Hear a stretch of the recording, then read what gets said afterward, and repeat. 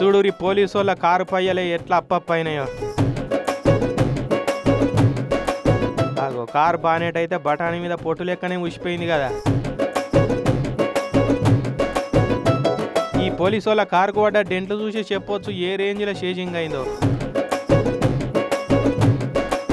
ఉమ్మడి పాలమూరు జిల్లాలో పందుల దొంగలు పోలీసు వాళ్ళకు నిద్రపట్టం కూడా చేస్తున్నారట. వీటక్కడు వాళ్ళు కత్తులు బీర్కీసులతోటి పోలీసు వాళ్ళ మీదనే అటాక్ చేస్తున్నారట. ఇగో ఈ కారుకు పడ్డ డెంట్లు ఆ పందుల దొంగలు పెట్టినాయి.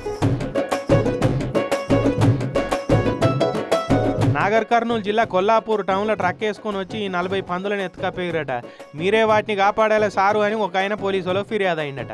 ఎంబడే పోలీసు వాళ్ళు కారు వేసుకొని దొంగలు వెనక చేజ్ చేసుకుంటూ వేయరు.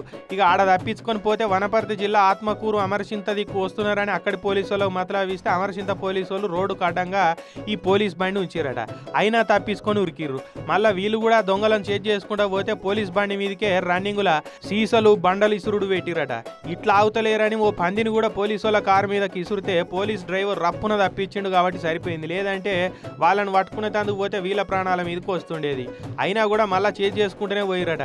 ఇక ఈసారి రోడ్డు కట్టంగా వాళ్ళ బండి పెట్టుకొని ఉన్నారట. పోలీసు వాళ్ళ బండి వాళ్ళ దగ్గరికి పోగానే రివర్స్లో స్పీడ్గా వచ్చి గుద్ది పరారై ఉరికిరట.